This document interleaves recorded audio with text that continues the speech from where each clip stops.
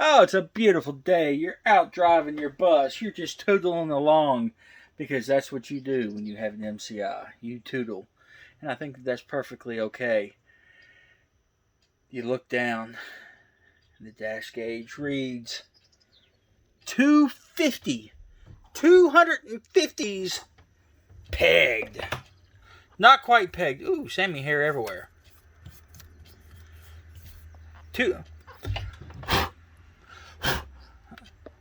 I've got a Pyrenees mix that loves to shed.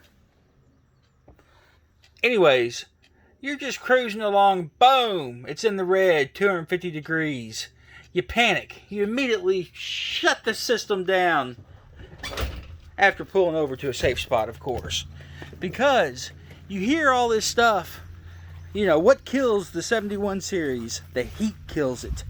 It is the heat. The heat will 100% screw this bad boy up. Engine block cracked, or cracked heads, so forth and such nut. You come back here, you check all your fluids. Your coolant looks good. There's nothing overly leaking. Disregard some of these wires I have to clean up back here. I've got some random stuff just sitting. Doesn't matter. You look at everything, everything looks good. You're still worried. Your wife's behind you. You're just crying. You're like, the bus is blown up. Oh, we gotta get a tow home. Can't afford a tow, $74,000. Put a free sign on it, somebody come get it. You walk back up, you double check. Just turn the key on now. You just turn the key. The key is turned on. It is still pegged out. You come back here, you touch all kinds of hot stuff. Then you realize this pipe right here is actually for the exhaust. So you're burning your hand for nothing, but that's okay. Because you are a bus owner and you will sacrifice fingerprints to be sure your baby is okay. You feel this. That feels hot, but not too hot. Feels hot, but not too hot. Hot, but not too hot. Hot, but not too hot. The whole cooling system. Hot, but not too hot. You go back up again. This time you've been sitting for 15 minutes in 60-degree weather. You turn the key. Boom! Nothing happens. Your temperature's still pegged out. Now you're starting to think, years experience on this bad boy. Not this specific engine per se, but trucks in general. I think I've got an electrical issue with the gauges. They say never trust your gauges. Well, you know what? That's all I've got to trust because my temperature gauge is sitting on the counter with the pile of stuff that I wasn't supposed to forget. So we sit and the thing is still pegged out. I'm unplugging that sending unit because I want to investigate this and see if that's changed. Because I don't recall on these gauges if you ground them. Oh, still pegged. So that means either the gauge is bad or we have a bad ground.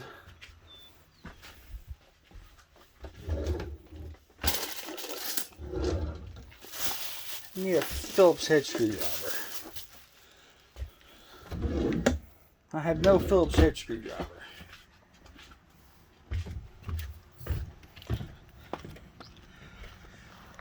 So you sit there, you go on the Facebook group. What is it? Vintage Bus Mechanics? You say, guys, broke down the side of the road.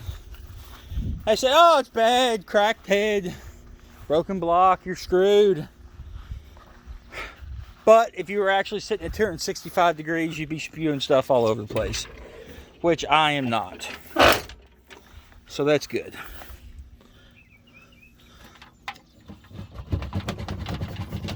Let's jiggle that harness where it goes through. Maybe the harness is pinched.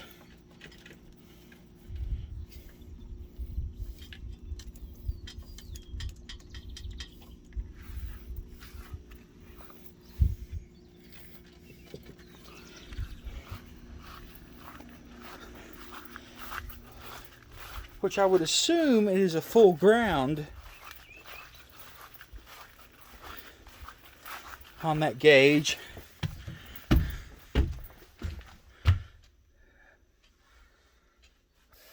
Because it should be reading 0.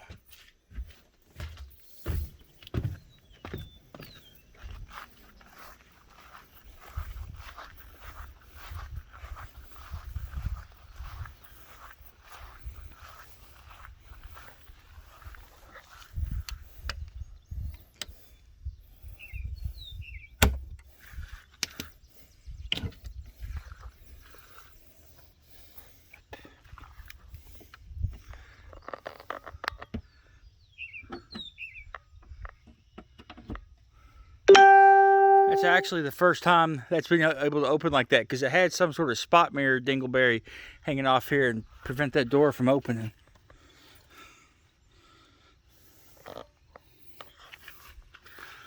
Let's see.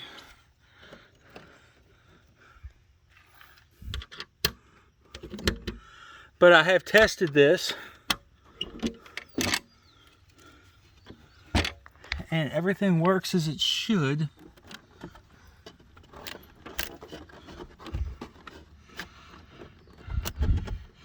So I don't have any grommets there. I need to come back and put those in.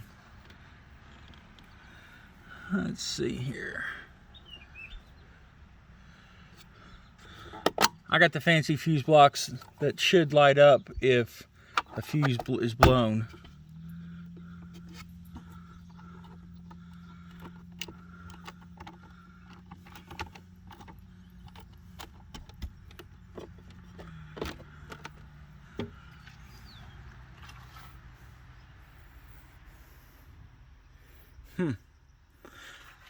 Not much wires or relays or anything here because I didn't use them.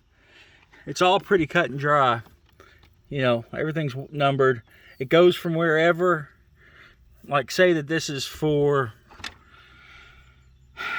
I don't know, it's something that's controlled by, I have awful lot of wires for nothing electrical. The blower motor, for example, the dash blower motor.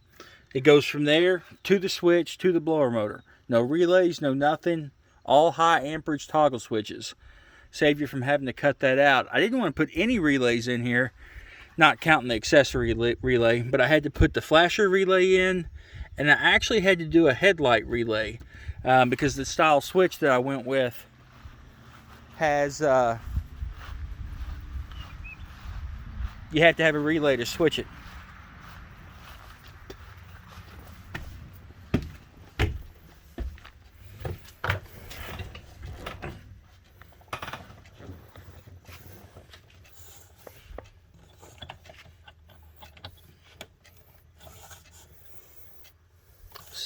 Still pegged out.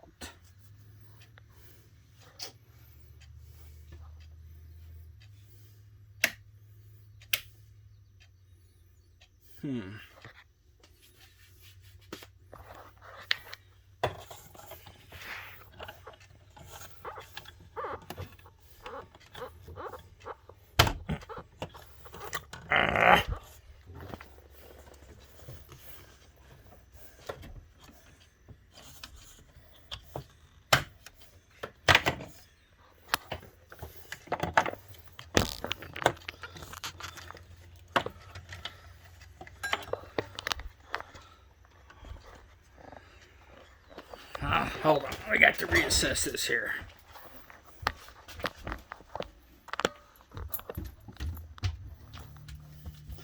Hello, Sammy.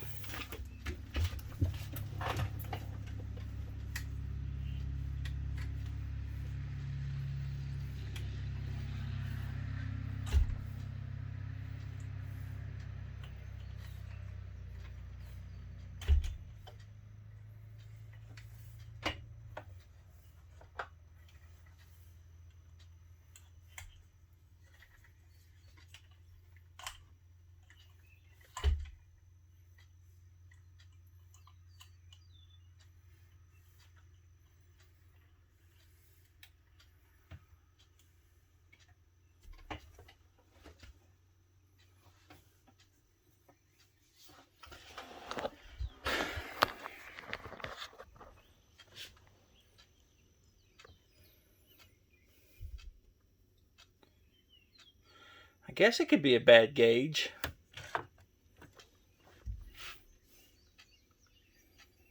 If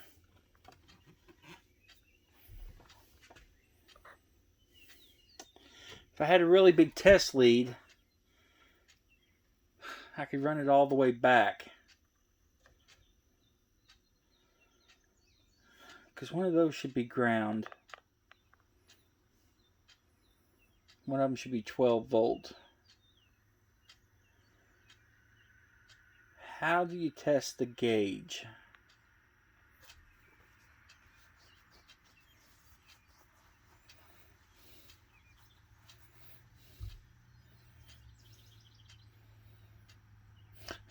Theoretically,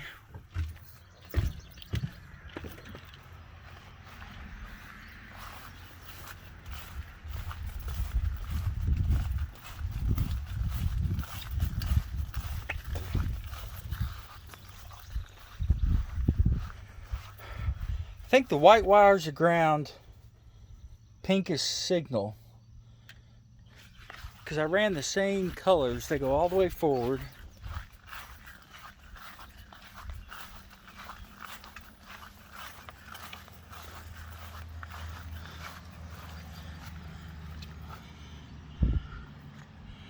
They come up, there's a pink and a white. I don't think that those are split anywhere. That goes straight to the gauge.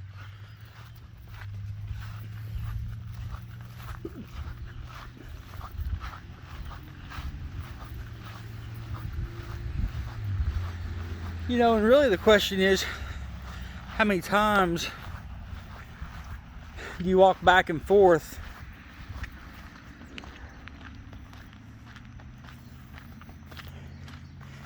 from your bus to where the tools are?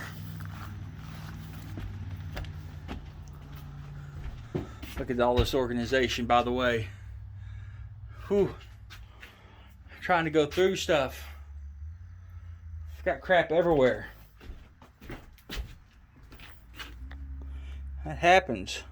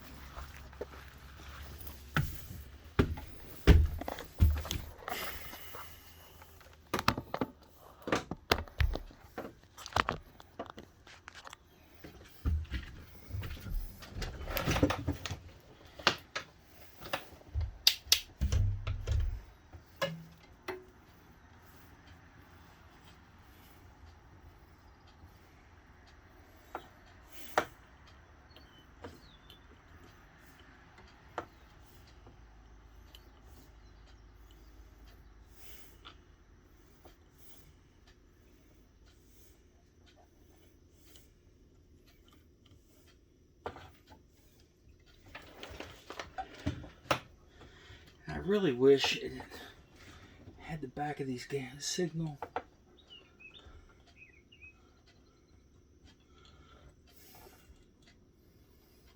Ignition signal ground.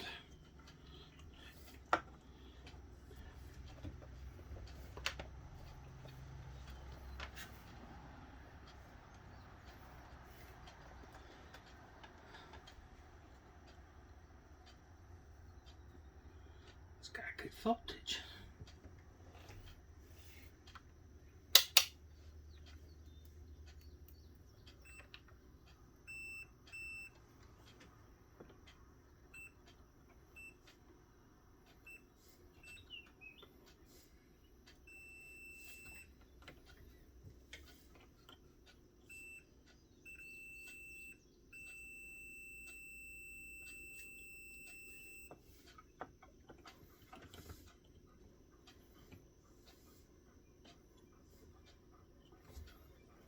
which it shouldn't have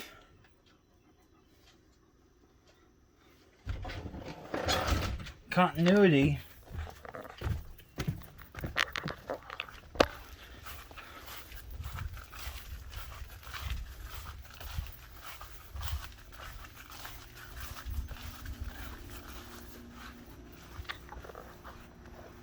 I wonder if you'll stay up here.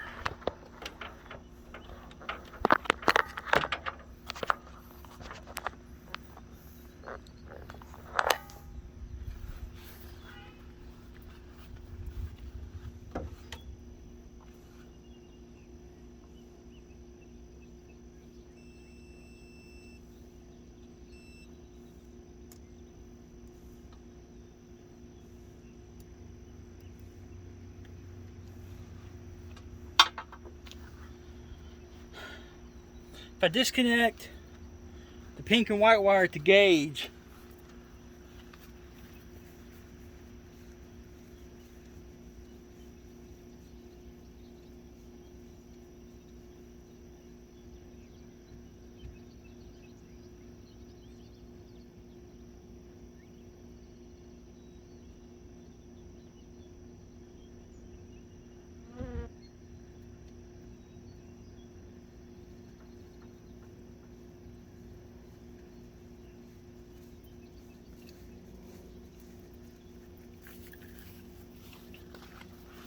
with the gauge disconnected,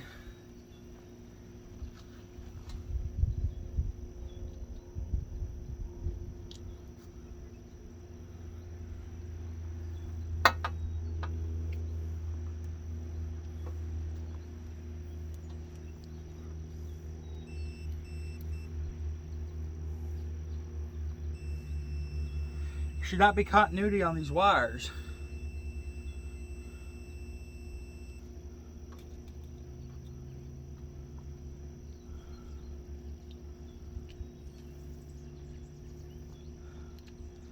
So these wires are screwed up somewhere.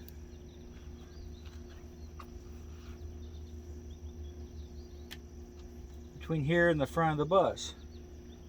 They've become shorted out.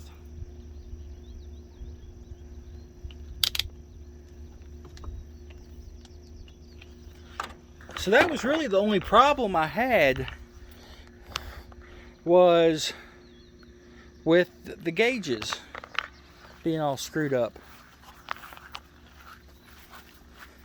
They come up through here, they go through the wall, they go all, I've got a wire run on the inside that goes on the inside.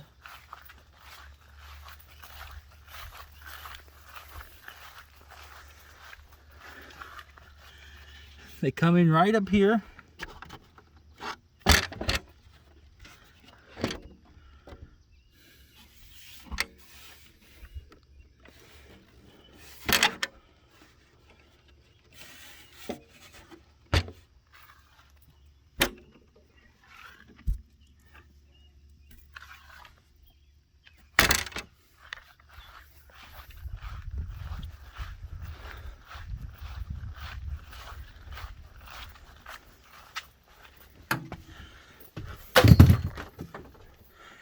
Then they come up.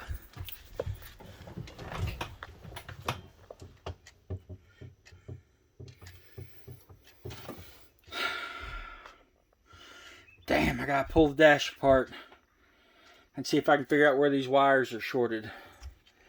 Gauge is sweeping. So it is definitely a wire issue going front to back.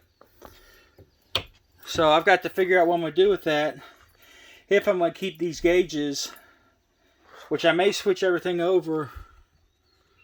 I wonder why the fuel gauge looks fogged.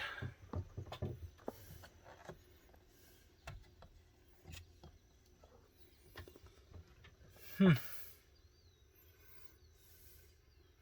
really happy with these gauges. I don't remember what the fuel gauge is, but it looks frosted. Anyways, so I got to figure out if I'm going to keep the Freightliner gauges in here, or if I'm going to update them to something else. I'm probably going to update them because the updated ones have LEDs in them, and these are like 30 years old and set outside in weather. So I don't know how much I trust them. But that, watch out, Sammy. Other than that, it ran great on the trip. That was the only mechanical problem that I had. I had some steering issues, I think, but somebody mentioned on one of the forums that, or Facebook, that people who drive these buses for the first time overcorrect. I guess where the wheels are back behind you, it takes a little bit of getting used to them. And I think that's what I was doing, because it seemed to settle out and be fine on the highway, but on the country road, you know, down here, it seemed like I have excessive play. I think maybe I was overcorrecting. So, looks like I'm either going to have to, I ran extra wires, so I'm going to have to switch the wires over. Hey, Dutchies, you want to go inside? And figure out if I want to keep that gauge or go a different route. So, well, thank you all for being here with the troubleshooting on the gauges. We'll catch you next video. You guys be good and be safe, and we'll catch you next time.